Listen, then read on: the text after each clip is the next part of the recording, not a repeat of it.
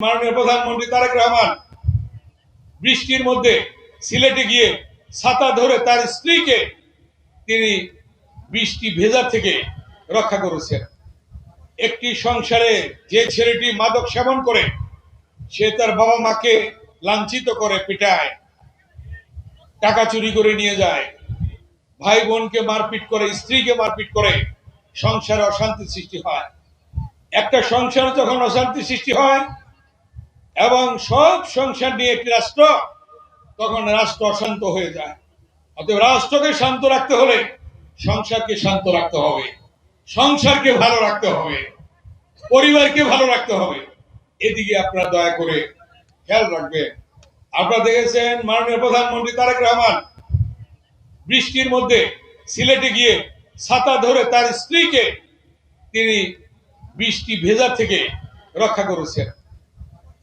এটা শুধু তার স্ত্রীকে বৃষ্টি ভেজা থেকে ছাতি ধরে রক্ষা করা নয়, সারা বাংলাদেশের জনগণকে এই ছাতা আজকে তারেক রহমান ধরে রেখেছে জনগণের শান্তির জন্য, জনগণের সুখের জন্য।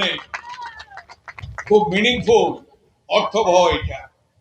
এক হাতে ছাতা, আর এক হাতে তার স্ত্রী হাত ধরে বৃষ্টির মধ্যে তাকে বৃষ্টির ভেজা থেকে রক্ষা করলেন। অতএব এভাবে আপনারাও যারা বড় আছেন, ছোট আছেন, যাদের স্ত্রী আছে, আপনারাও সেই নিজেদের স্ত্রীকে এভাবে দেখে শুনে রাখবেন, আদর করবেন। এবং যারা এখানে অনেক মহিলা আছেন, আমি জানি, তারাও স্বামীকে সেভাবে আদর করবেন, সম্মান করবেন। অতএব তাহলে দেখবেন সংসারে শান্তি আসবে, রাষ্ট্রে শান্তি আসবে। এই জিনিসগুলি দয়া করে আপনারা খেয়াল রাখবেন। অতএব সর্বশেষ আমি বলবো, আপনারা জানেন দীর্ঘ 17 বছর পরে জনগণ ভোট দিতে পেরেছে। 17 বছর ভোট দিতে পারেনি।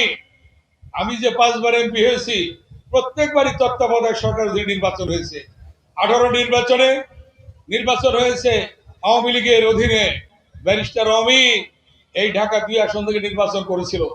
দিনের ভোট আগের দিন রাতে হয়ে গেছে, ভোট হয় নাই। অতএব ইনশাল্লাহ যেটা শুরু হলো, গণতন্ত্র ফিরে আসলো, জনগণের ভোটাধিকার প্রতিষ্ঠা হলো। হাজার হাজার ছাত্র জনতার রক্তের বিনিময়ে ইলিয়াস আলী চৌধুরী আলম সুমনের গুমের মধ্য দিয়ে জনাব তারেক রহমান যে আন্দোলন শুরু করেছিল, সে আন্দোলন সফল হয়েছে। অতএব সে আন্দোলনের ফসল জনগণের ভোটাধিকার। এই ভোটাধিকার আজকে প্রতিষ্ঠা হয়েছে। তাই গণতন্ত্রে ফিরে আসতে হলে নির্বাচনের বিকল্প নেই। সেই নির্বাচনে বাংলাদেশে হয়েছে এবং বাংলাদেশের 2/3 সংখ্যাগরিষ্ঠতা নিয়ে বিএনপি আল্লাহর রহমতে আজকে সরকার গঠন করেছে। অতএব এই সরকার জনগণের সরকার, ভোটের সরকার, শান্তির সরকার, উন্নয়নের সরকার, জনগণকে সুখ শান্তি দেওয়ার সরকার। অতএব এই সরকারকে আপনারা সহযোগিতা করবেন, পাশে থাকবেন।